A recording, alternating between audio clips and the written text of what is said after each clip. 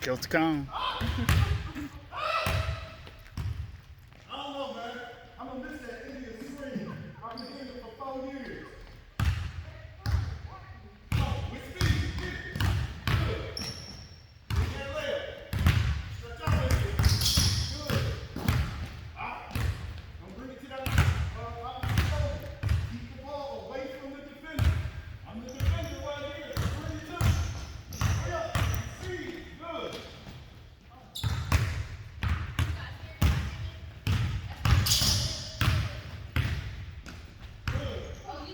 What do you think about the, well, was the town or the city?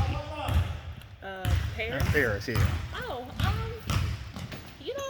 actually like it. Like it reminds me of like.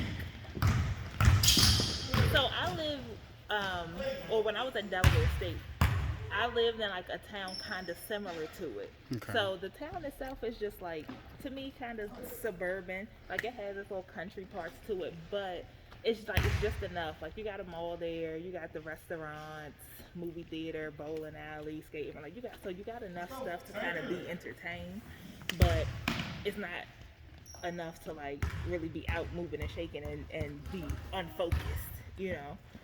So I mean, I kind of like the town.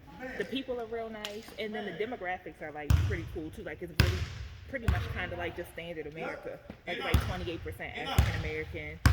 It's a higher Hispanic population. I was just about to obviously. say that's the big thing down there. Yeah. So I mean, it's diverse too. The people are real nice. They love Paris Junior College. Like everybody in the town. Because it's probably the center of the focal Yeah. point of the school. Yeah. Like I went to go get lunch and I just had on like a t-shirt. This man came up and paid for my food.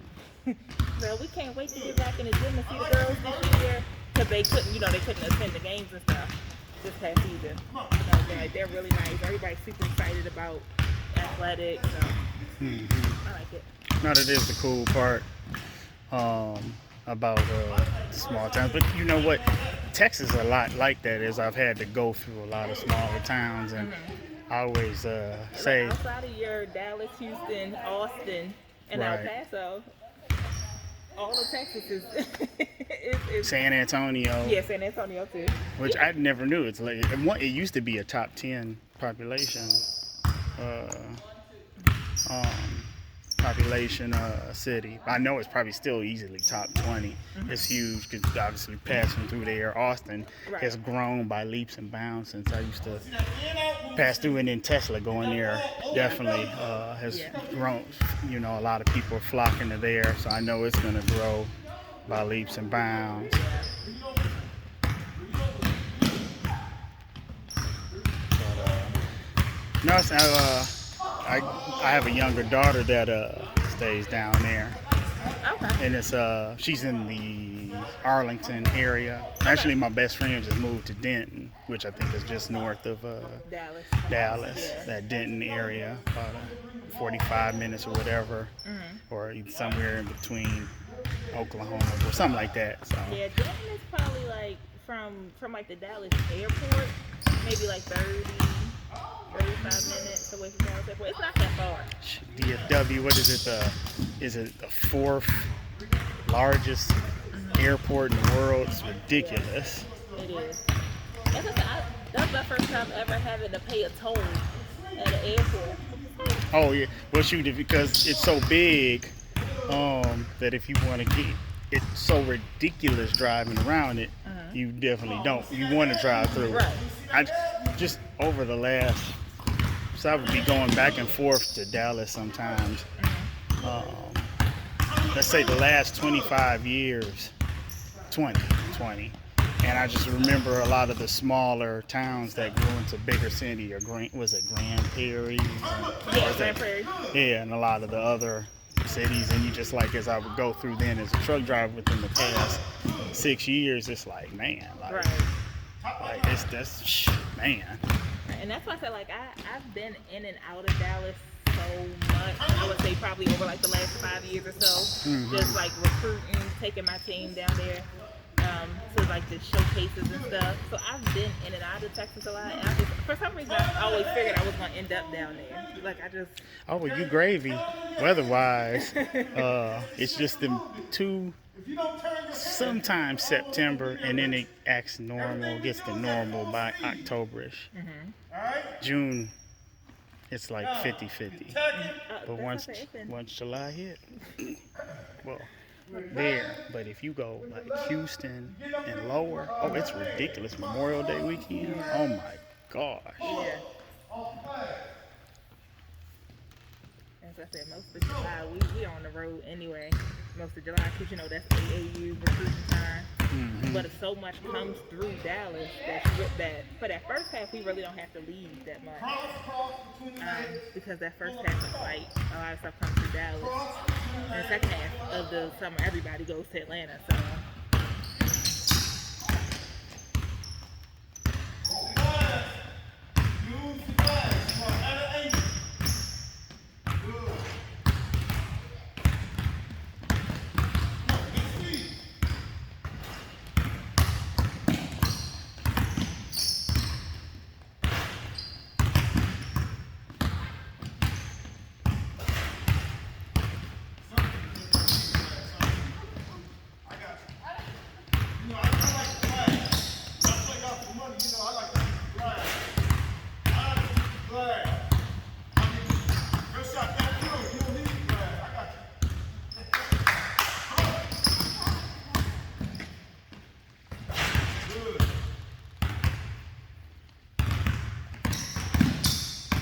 Feels good to get in the gym. Girls ain't been able to touch the gym till just recently. Yeah. Well, outside of through here, because COVID. It's like, man.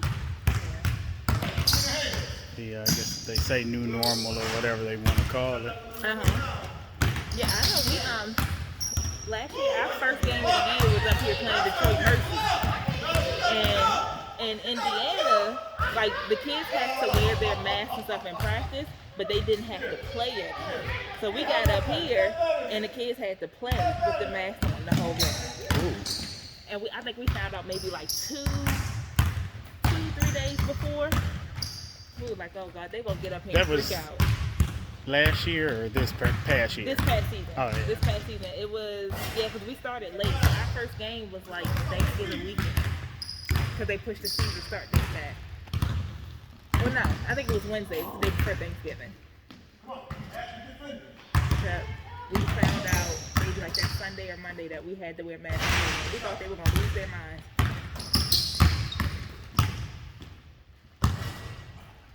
But that's I don't know. I think the one thing that I appreciated was that like a lot of schools and athletics at the college level did a really good job of like just kind of managing the field. I know I got tired of getting COVID tested, but we got tested 3 times a week. Well, at least they made it better that now you don't have to like get your brain pit. Yeah, right. I was just like, yeah. She had to do one, and I was like, I think I'm gonna pass. I said, if she good, I'll be. And they were like, oh, it's different. We just couldn't do this. I was like, oh, that's it now? I'm like, that's not fair. Yeah. And they did it like right. I think literally probably like towards the end of the season, they said you could do like now the saliva test or like the throat one or something now. But we did like, normally we were getting tested 3 times a week. And then if we had to go like play on the road, sometimes it was 5 times. Because if we had to go stay overnight somewhere, we got tested like our 3 days during the week. Then we got tested when we got to the school that we were playing at. We got there the day before, and we got tested on game day. So we were getting tested sometimes between like 3 and 5 times a week. It was crazy. Touch the wall. You toss it in your ball. I'm gonna toss it back to you. You catch, pump fake, 1 dribble, stop.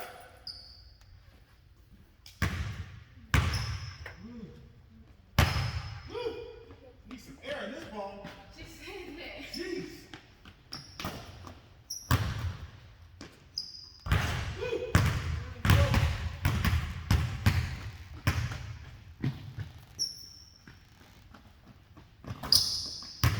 Sell it fake. Sell it fake. Come on, man. You shoot the ball between the defender's hands, not on the side. Let's go.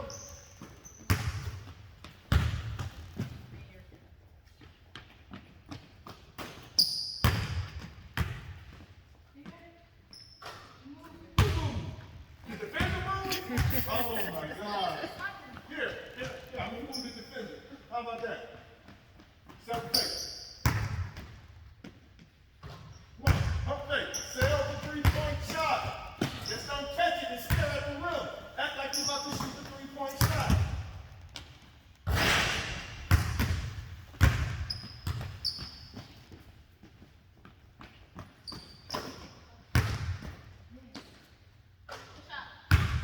Go. Something wrong with your shoes? Come on.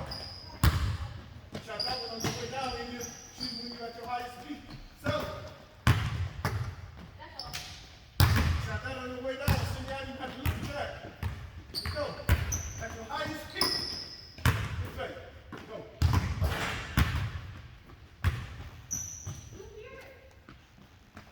You got to pick it up. Good shot. Go.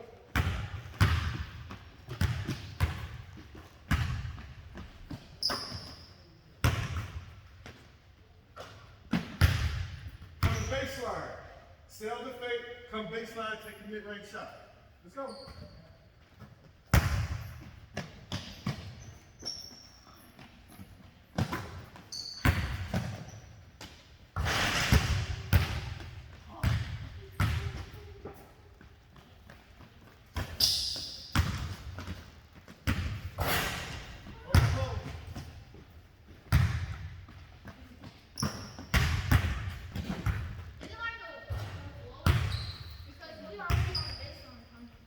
I don't want you to shoot the floor yet. I want you here. Well, I was saying because I want you here to show the shot. Look there, you do like the shot.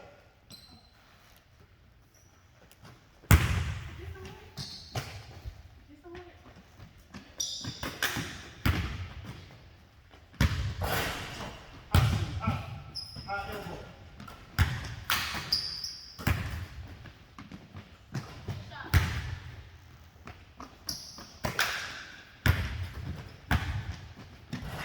Gotta make him move tired. That's when you touch that ball. I know it's out here. Yeah, like it's winter time outside.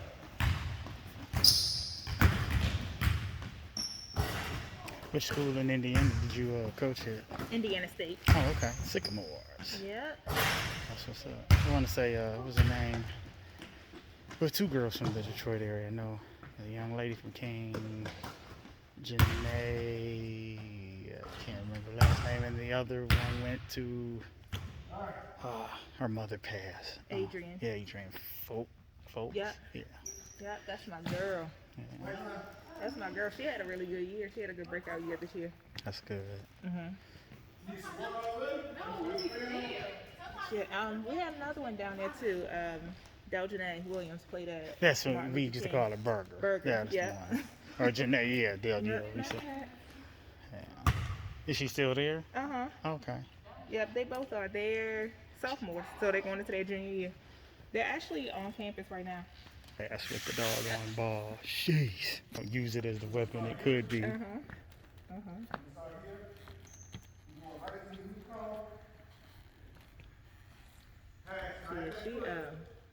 she has a ton of potential though. Like just a ton of potential, and I like the athleticism is there. But what she really started honing in on was knocking down the shot. Like she started towards the end of the season, knocking down that three at a high clip. You got a shot with that speed first step. She got put in quarantine a couple times this year though, so she was inconsistent. But she get it right, she gonna be dangerous. There's a lot of kids that quarantine hurt, never come up positive, but that day they're out of the gym, and especially if you can't find anywhere where you want to be, you know. Yeah. That's what's tough. And the young lady that went to Lipscomb as a freshman. How y'all doing, y'all alright? I'm all right, myself. How you doing? And then she had gotten quarantined.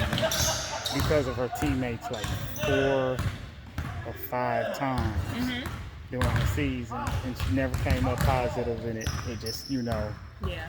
So now you got to stay away from a certain amount of time, and it just killed her. Yeah. No continuity. Then of course you try to work it back work it but back. Yeah. It's not enough time once some games start.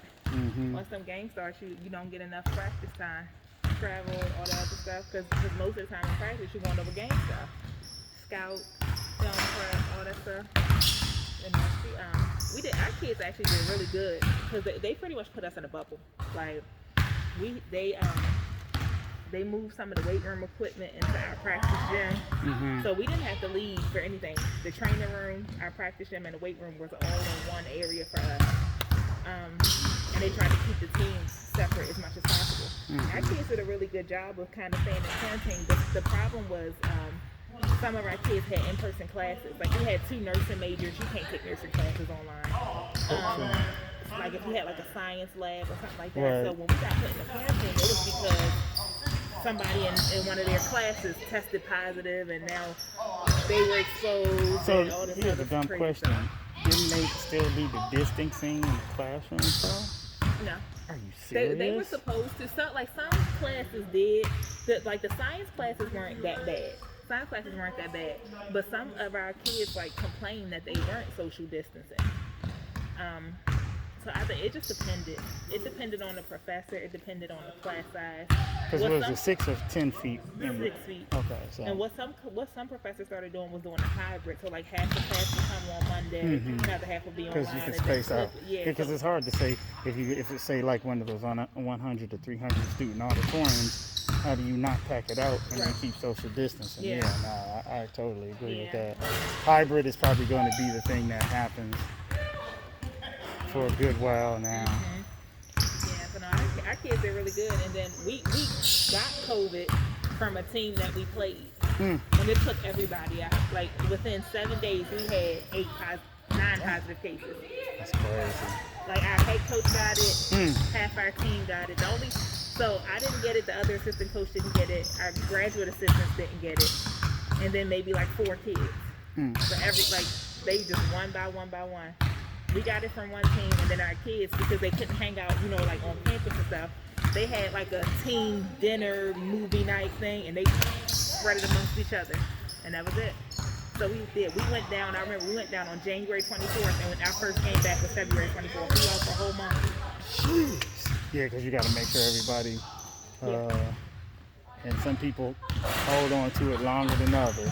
Because you had to do your 10-day quarantine, and that's if you test positive. If you never test positive, you have to stay in for 14 days just to make sure you don't develop symptoms.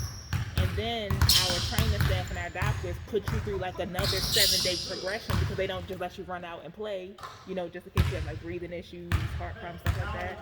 So we did for 3 solid weeks. We didn't even get to practice. Like we did some individual workouts when they started letting kids out, but then we had like a week of practice and we played going into the conference tournament. That's crazy.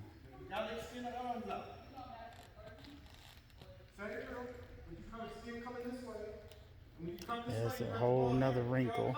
It is. I want to see you freeze me, lay it up. It is. It's definitely a toughness builder and focus.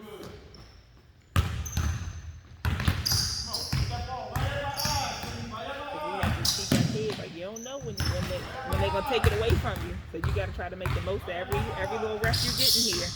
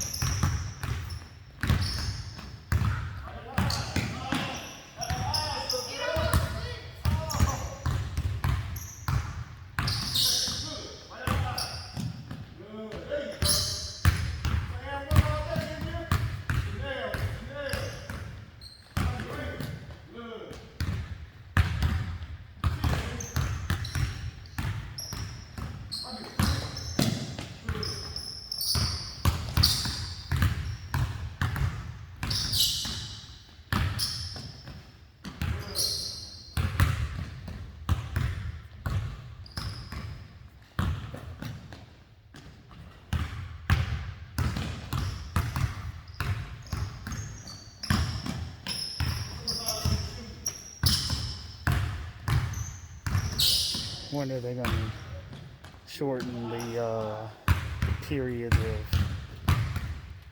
if you become positive and stuff like that, like they did before? Because at first it was 14 days, and they lowered it to 10. The 10, yeah. I don't know, honestly. Have you started at that white line down there?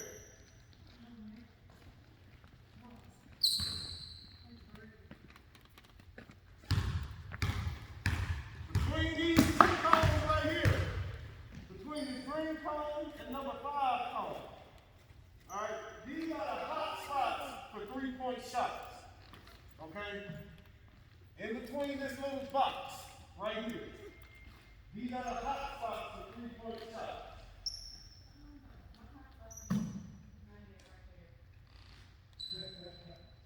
The wings are almost the second hot spot, all right? But the hot spots is this little area right in here. If you look at any college game or any NBA game, you'll see the high pick and roll in this area, and they pull up for the 3. Okay? So here's the drill, and you should like this one. Yeah, exactly. You're going to attack this, you're going to attack this man with your left right hand. You come hard. You go behind your back, hop, shot. Yeah, India. Come on, India. Come on. Let's go.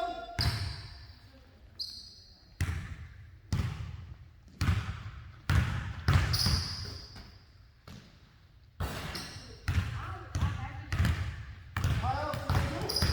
You gonna fight? It's a hot. It's a hot. Highest feet, so you got to do it right now.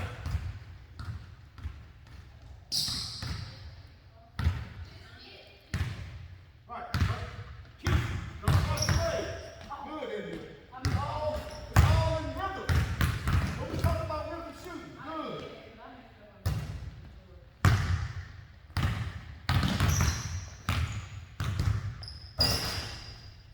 Let's go. Speed. Move. It's the nail. It's the nail, India. Now get that butt down. Speed.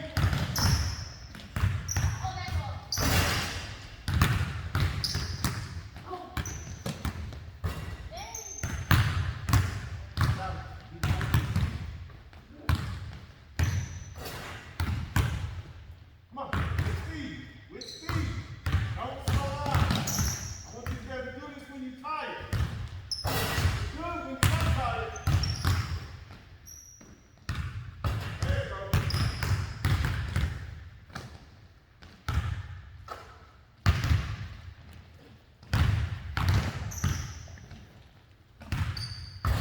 It's like my favorite part of basketball, getting the lab, Mm-hmm.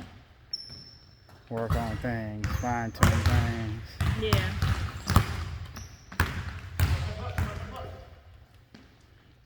That's what I said. That's part of the reason I wanted to go back to JUCO. Just to like get to spend more time on basketball and with the kids. Like being at the D1 level is, which I mean, it's a lot of perks to it, but it's a Zoom call, a conference call, this meeting, that meeting, like. It is definitely nice. Like it's just, I'm like, dang, I'm doing everything except like, getting with the kids and getting it done. But that's why they have so much staff, like, because that was our GA's job and all that other stuff to make sure they were in there shooting stuff. But I like basketball. I want to be more hands-on with basketball instead of, politicking all day long. Definitely I think a lot of people thought I would maybe try my hand, so I was a student manager at Michigan State.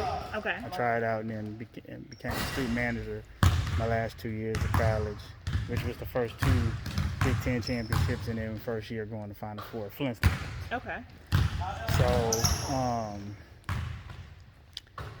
just what I told a lot of people, thought I was going to probably figure out how to hang around, which I should have, because then we won the national championship, so I'm kind of mad I missed out on that. But But beyond that, I just realized the amount of politics, the boosters, the this, the that, like you said, the constant meetings. And then, of course, you have to walk the tightrope of the certain amount of time. I mean, fortunately, like, a lot of those kids were gym rats anyway. Yeah. So that was, a blessing. But it's just having a thing where, obviously it's the up at 7 a.m. individual workouts, then the this, the that, then in for practice, then maybe shoot around. Obviously, just the constant. Not that it's constant at any of the next levels, but you really really where you can fine tune it, where you can. Nope, you hitting on the head. Because you can't do it to the summer if they're able to stay around. If you got the kind of per se team budget and certain things where obviously you got a good enough camp where you can keep them around for the summer and all that other stuff. It gets tough.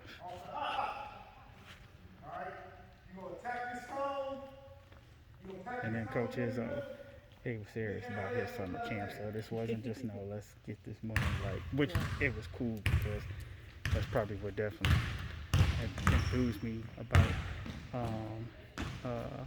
coaching, because he just was like, he glad that you are the coach. If they weren't on, or if they weren't giving their best, getting kids better. Right. That's what I loved about him. But that's a waste of time, man. People money. They sending their kids there expecting a little something. Especially if if the kid cares about getting better.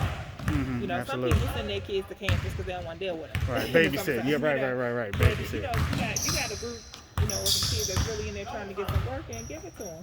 Because I say all the time, like I'm the kind of coach. That's why I say I like where I am right now, because I like to be in the gym. And if a kid want to get in the gym, it's very rare I'm going to tell them no. Because think about everything else kids could be doing besides trying to work on their craft. They could be running the streets. They could be kids could be doing anything else. So if you got a kid that want to get in the gym and get some work, spend some positive time, give it to them. Yeah, definitely. I'm like that with any extracurricular activity.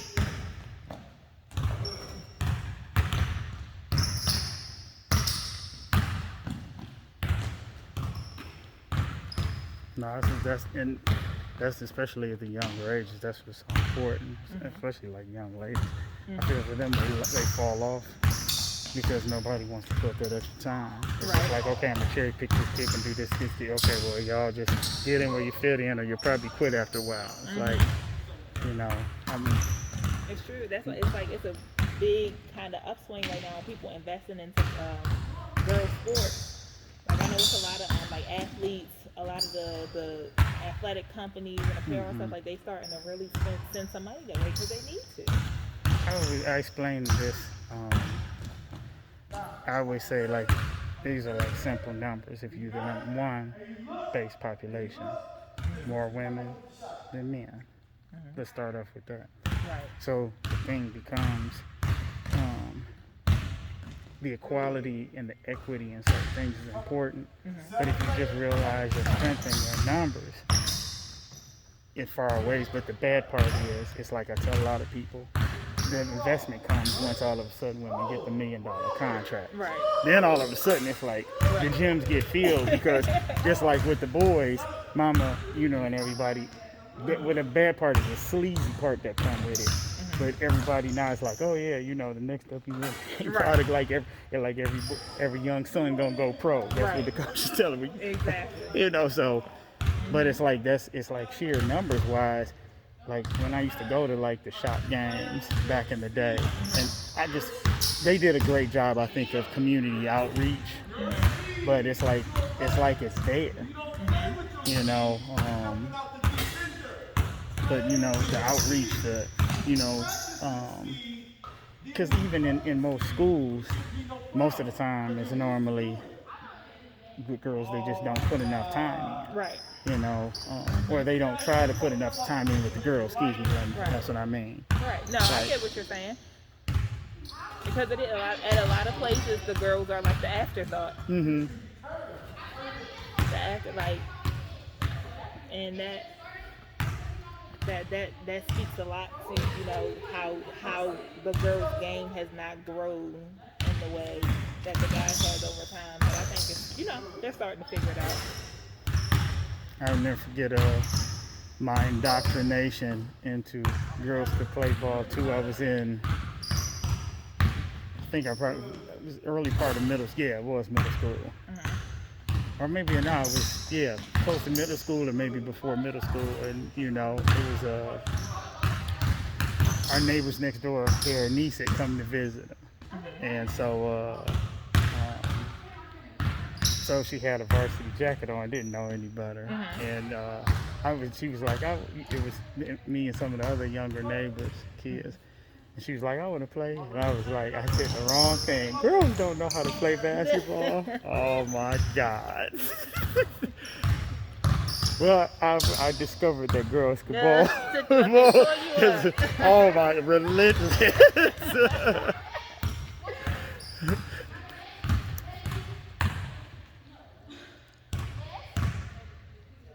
Yeah, just loosen up. Loosen up. Think about that move too hard. It is let's say it's our summer project, trying to put more bounce into certain things. Really, it's just rhythm.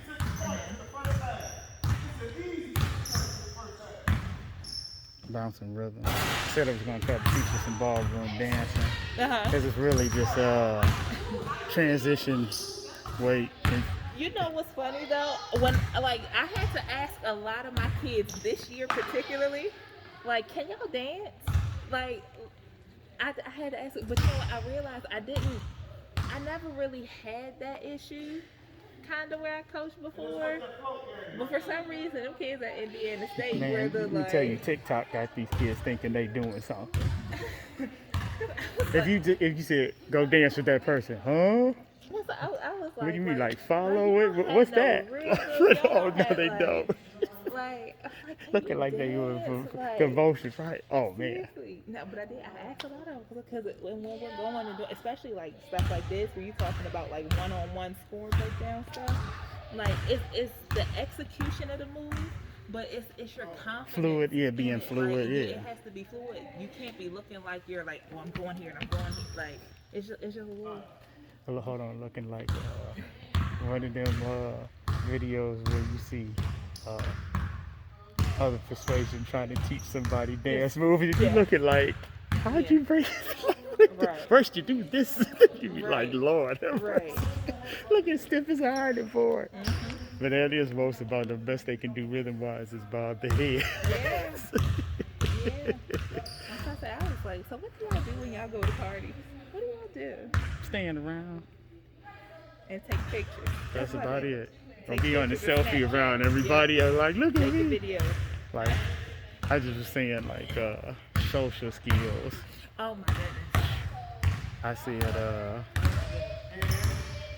It drove our head coach at Indiana State crazy. She was like, I don't know what to talk to these kids about. I said, Coach, just go get in the TikTok with them. Just go for real, go get in the TikTok with them.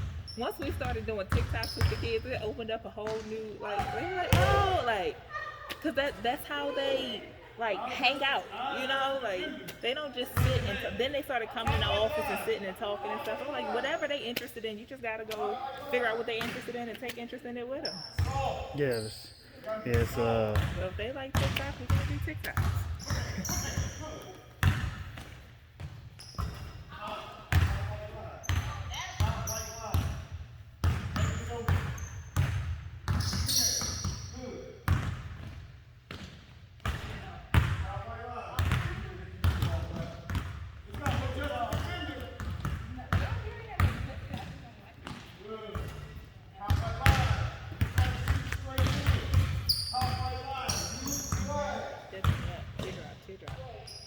that's, you know, it's funny. Except for Tony Parker making it popular, I'm surprised more people don't use it. Especially, that's what you pretty much are left with, because most ain't gonna jump over anybody. You gotta have that teardrop. Hey, well, tell you, Trey Young has an amazing tip. I highly respect his skill and his ability. I'm a fan from just a basketball perspective. I can't say he's my favorite player because he don't play no defense. And not a lick. And that's like it's certain guys where it's like I can say that offensively I love, but they don't attempt defense, and I'm just like that's like a I gotta put you on a lower peg just because it's like you. And I hate, most would say I'm crazy even I throw Steph Curry in there. Oh, he don't play no defense either. Yeah, it's like, it's tragic. And you just sitting there like... He'll spend the whole series getting cooked. Yeah, and I just be like, I guess it's like, okay, cool, because you cooking everybody and you're outscoring by the three. But other than that, I'm like, when it comes to can you stop somebody, it's like... nowhere to be found. That's why I said, like, one of the things that I hate the most now in basketball evaluation is when they calling these kids two-way players. There's no such thing. But like playing defense is a part of playing basketball. Like, this is not football. Football where you actually sub people off the field and play one side of the ball, that's a two-way player if you could do both.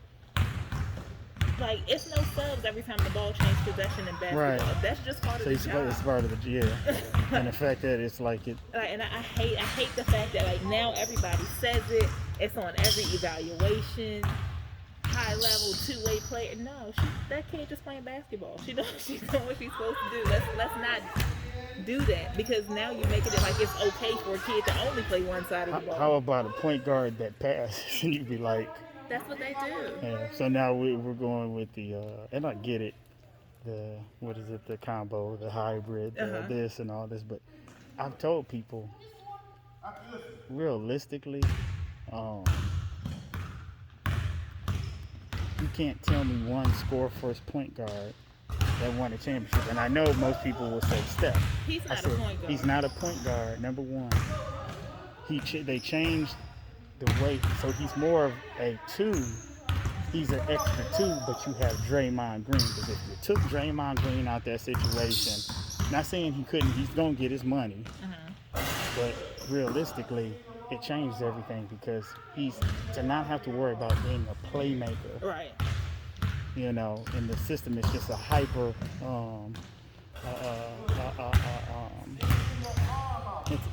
It's a hyper motion type system, which most people, especially, and again when we talk about it, how horrible. Thing is like the point guard is just whoever got the ball, whoever bringing the ball. Whoever bring the ball. Right. That don't make him a point guard. No, it don't. And I'm just like, normally I'm speaking heresy when I say some stuff like that, but I'm just like, it's hard for me to value a guy who don't value playing defense. It's one thing if like this is funny. The guy who coached him and helped him actually, Mark Jackson, was not the most athletic point guard. Never. Would get buckets, but was actually a good defender for somebody who wasn't considered athletic. Yeah. So I got more respect. I'll even give. Work hard, know them angles.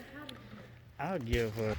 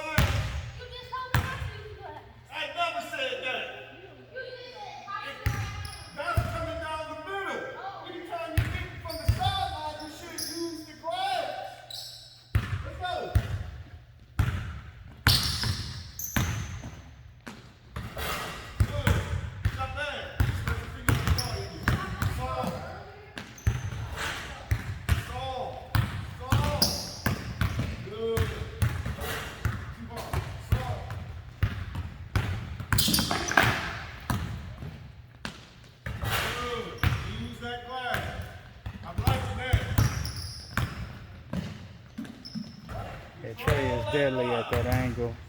The teardrops off that glass.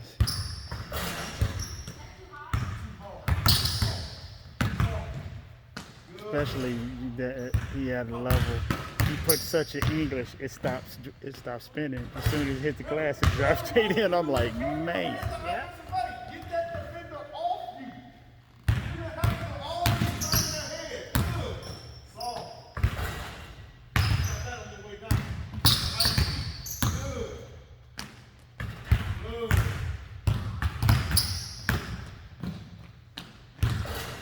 Control that body.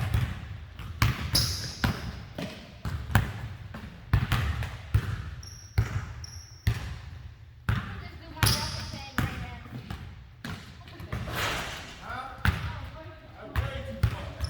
You can look some jump shot on that.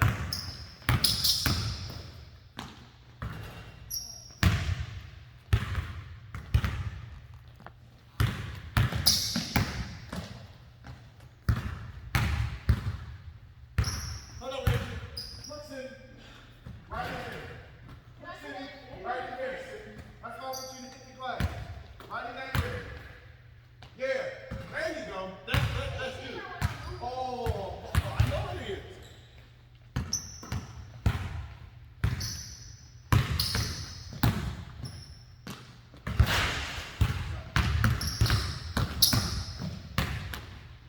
Control that body in the air. 'Cause remember, that defender gonna be trying to take a charge. They set up to take a charge. So you gotta control that body.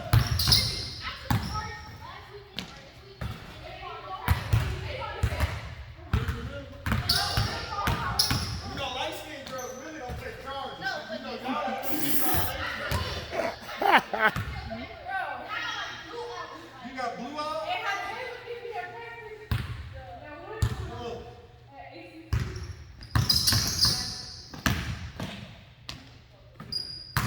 Oh, because you're trying to shoot me. Spread your fingers on that ball. Good. Oh, there it is.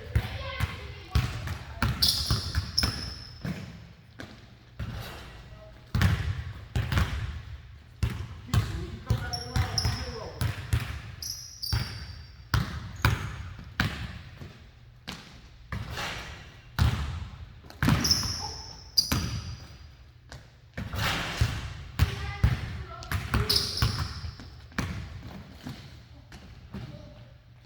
Go, India.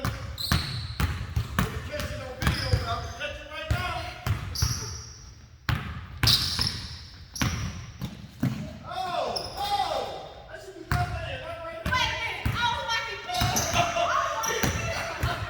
Keisha, you that should be that man, right there. What you doing? She used her right hand.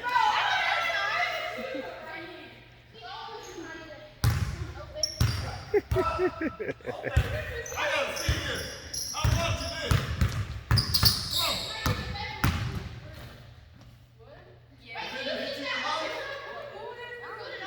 You don't need it. You want to throw? Move it this way? All right. Look here. You want me to put it right here? All right.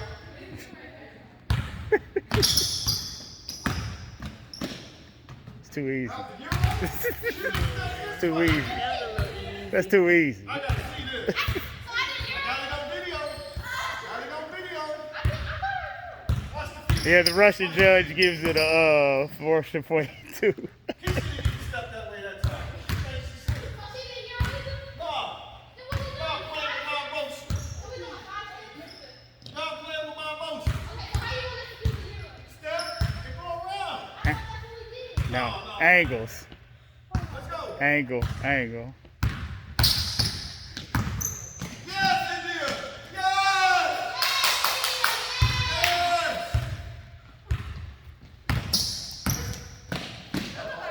California stuff. Uh-oh.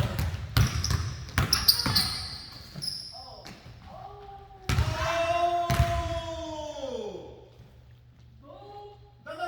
Bring that foot this way. Your right foot should be on somewhere here. You step and come around.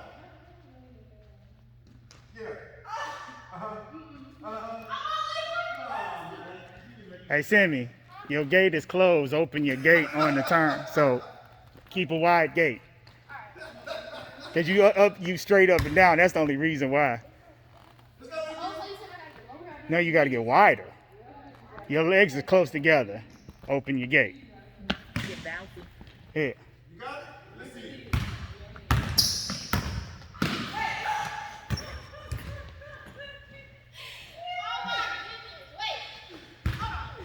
Open the gate. Open the gate. Open the gate. Open the gate.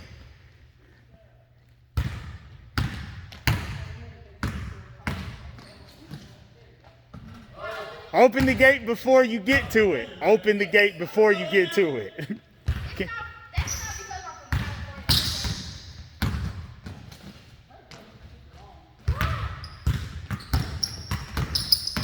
It's just her arms that throw you off, that's all. And you use the left hand, not the right.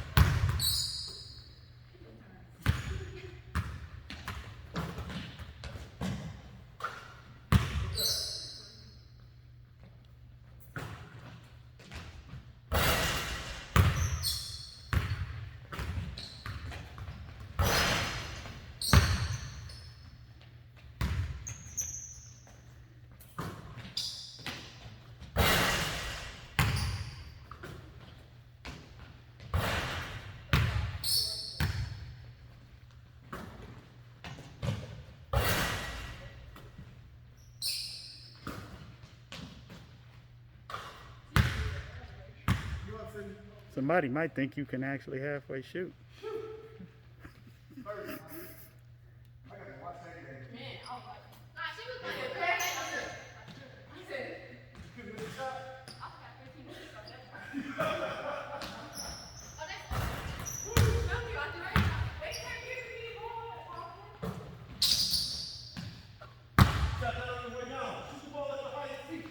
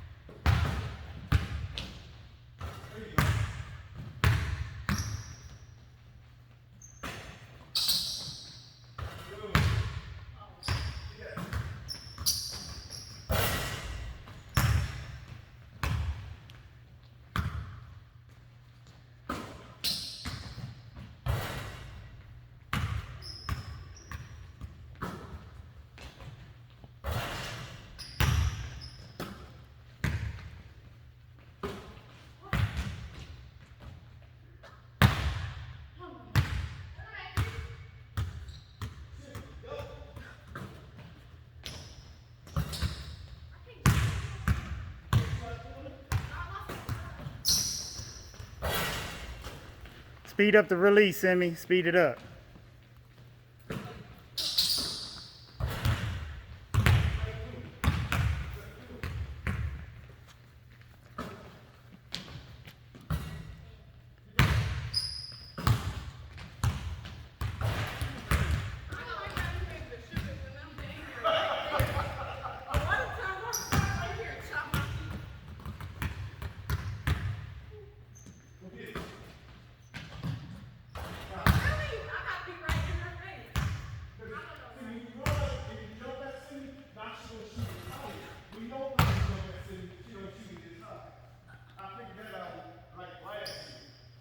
That's why I say every time you shoot, I say, get up, Cindy.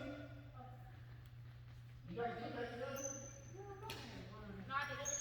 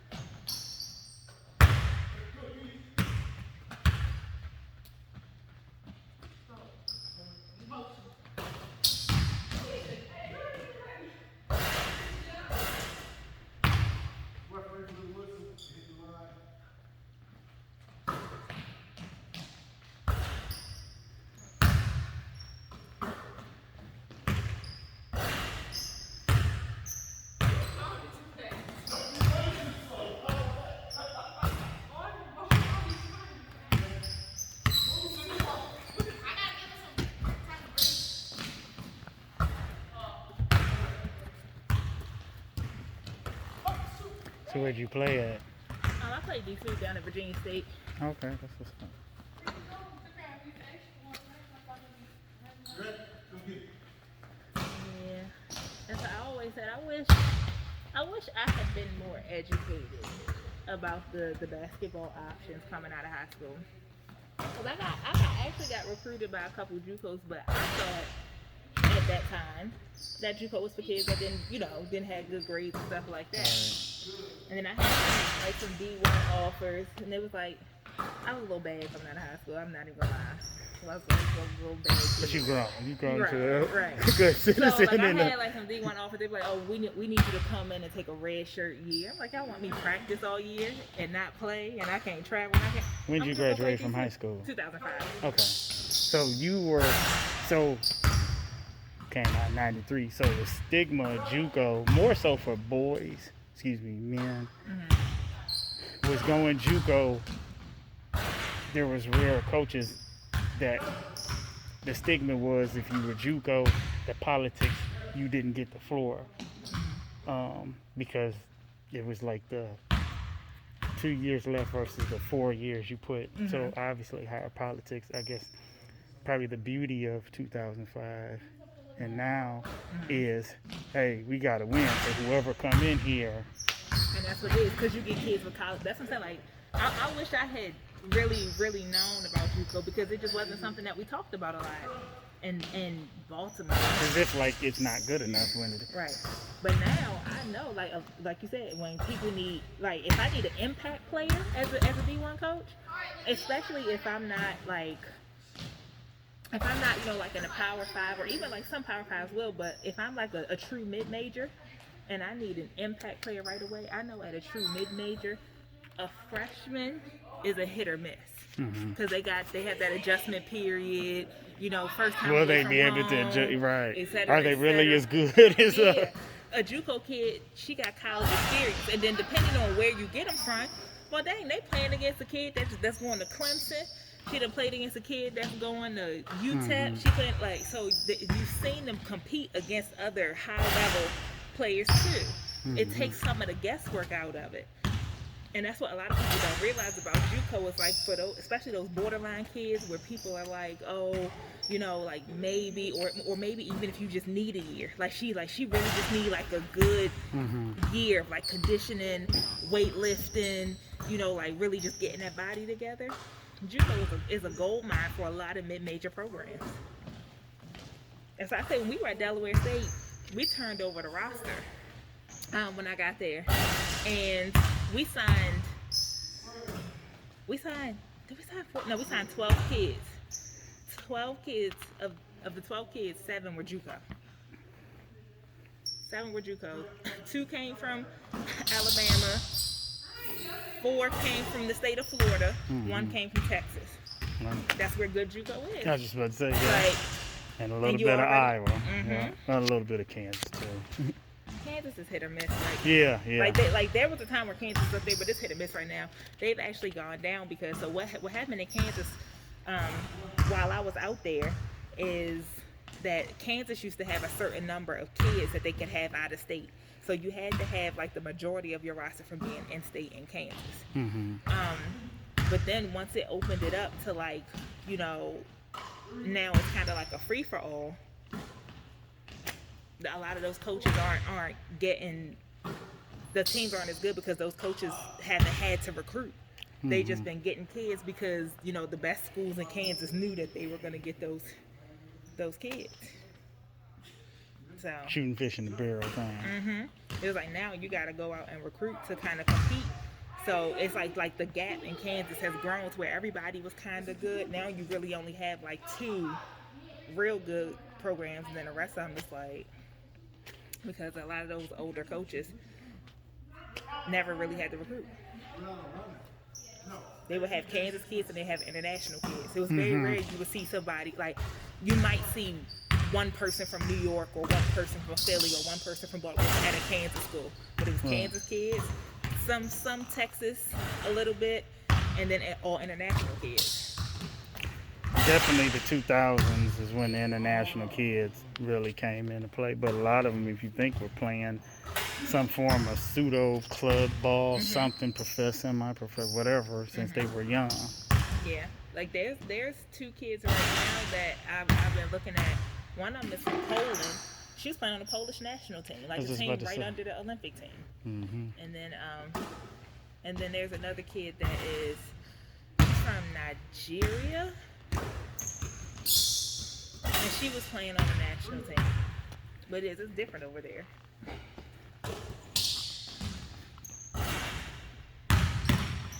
It's just like, you never know if they're gonna get cleared quickly enough to get over here, especially with all the stuff going on right now.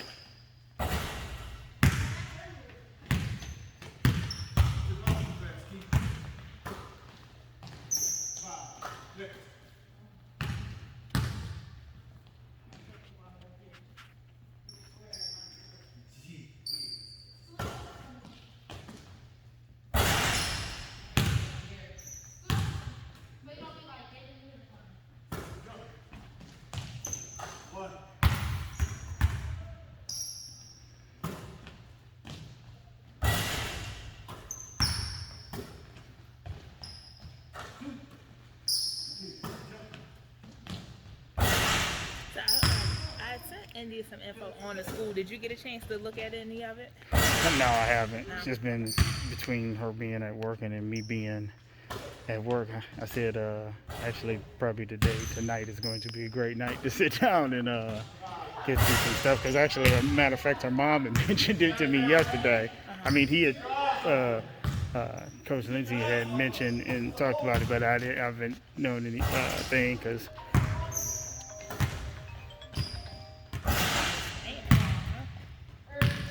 That's a good heads up.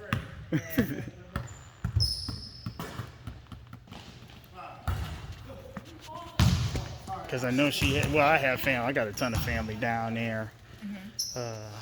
Dallas, Fort Worth, and Waco area. And then my best friend's in Denton. Okay. Obviously, my daughter's down in Arlington there. She's just came here for the summer. And then I can't remember where her family, they're close to Dallas. They're just outside the Dallas area. So I know she had mentioned it, and that's when I looked and Googled, or she actually Googled and showed. I said, oh, okay, it's about an hour and a half from the Dallas Metroplex. Mm-hmm. Yeah, it is. I mean, it's a nice place. Really good setup for success down there. Like that, the region that we're in is Region 14. It's pretty much the second-ranked region in the country. Oh wow! For women's basketball. The number one is down in Florida, the Florida Panhandle. Chipola,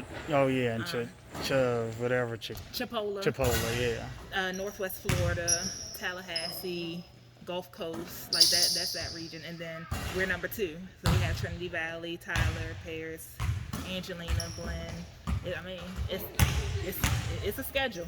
It's definitely a schedule. But you get better playing competition. You don't get better not playing no kind of competition. Absolutely. And that's what makes it the platform so big for exposure, because coaches are gonna come to those gyms and come to those games because you're not going in that gym to see one player, or hoping you find, something in there. Like they know because of the talent level that. It's just you're gonna go in there and you're gonna get to see a lot at once. So I'm really excited. I said I always figured I would end up in Texas somehow. So I am. And then with what I'm doing with the program, I've signed Shakira, Miriam. I signed 4 of the kids from last year. So the bulk of the team will be new, because we had some kids that graduated, obviously, and then we had some kids, just not behaving the way they should have been. 2 of them got in trouble in the dorm, and can't return, so they kind of did, sealed their own fate. And then there were a couple kids that just like bad grades, flunked off, so I didn't renew them. That's the toughest part. But it's just in college in general. Yeah. You hope that the tough part is when you look at that high school transcript and then you say,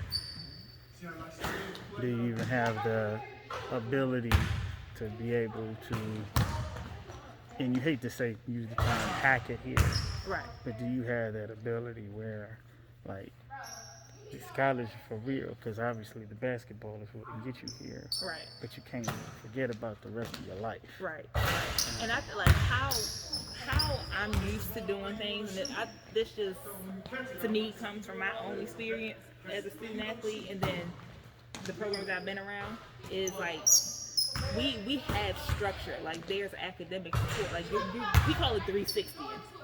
So, all the teachers, like I met with a lot of the teachers when I was down there initially, like they all have my cell phone number. So if one of my kids isn't in class, text me. Let me know one of my kids not in class. Like, don't wait till interim and she got an F because she ain't did nothing. No, text me. If she's not in class, we're going to get out the door and figure out why she's not in class. Everybody has study hall. That's our president's rule, actually. All study hall. Study hall. If your grades aren't good, then your study hall hours are going to go up, and we'll get you like some tutoring and stuff.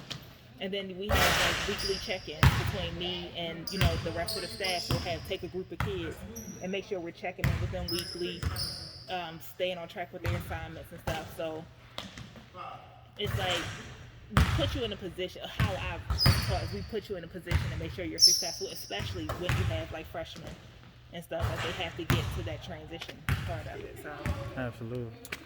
Yeah, So that's grades the- to take them out, and then the thing becomes like you got to think about the ball is going to stop bouncing. Mm-hmm. And I tell my kids all the time, if you're not eligible, you can't practice. Like if we do like bi-weekly, we do bi-weekly progress report. So if I get a progress report and you got 2 Fs, you're not eligible. I'm not gonna you gonna sit in here, you're gonna do your work, you're gonna do some makeup work, whatever, and I'm not gonna practice you because 1, you can't play, and you're taking away reps from somebody that I might need to play if you don't get your act together. And 2, The truth. like this doesn't do you any good because you can't go to your next step if your grades aren't what they need to be. So I'm not gonna sit here and do a disservice to you and let you run around thinking it's cool.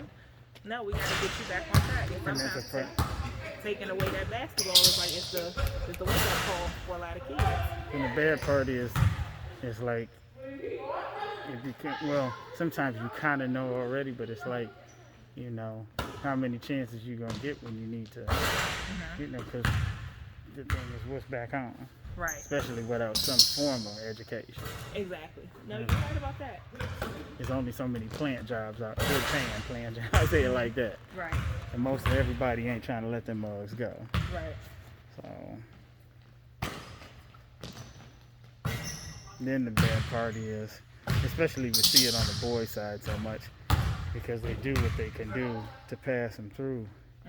And even they get to college and it's a completely different ballgame. right, you get an underwater basket even, you know, or them type of degrees that it's like basically they had a cadaver sitting up in the hookup because they just knew, okay, we just got to pass you along, you know.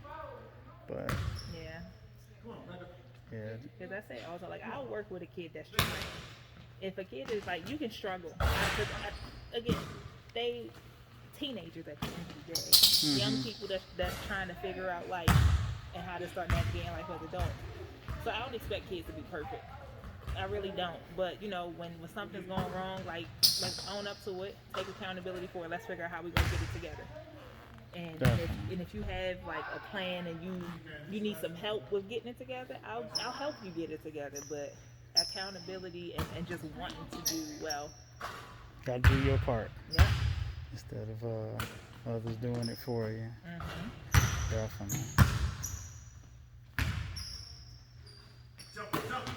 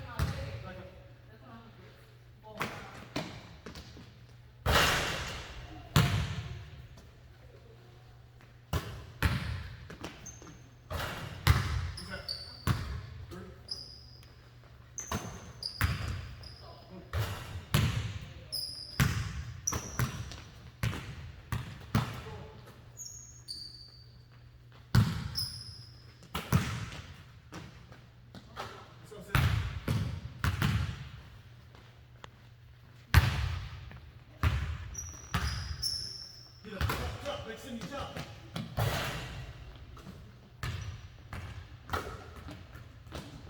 I heard they had given like a number of kids, at least in the D1, I don't know about D2 level, but you almost could, they had some kind of exemption for them if they did struggle academically to where it would keep them eligible. Yeah, so what they allowed kids to do was getting like instead of getting a letter grade like A, B, C, D, whatever, they would let you take like a pass fail. So regardless, like if you had a D, it wouldn't be a D. You would get a pass. If you failed, but so what it did though was you don't get GPA points for it. And then if you try to transfer those credits, like it's something with Probably messes up the skew like, the average. the GPA, because they don't know. I think some schools are just counting them as C. So if you were borderline and they count your pass as a C, then it might bring you down and make you ineligible on the back end of trying to transfer. But if you at your school and you know you staying there, I mean, it worked.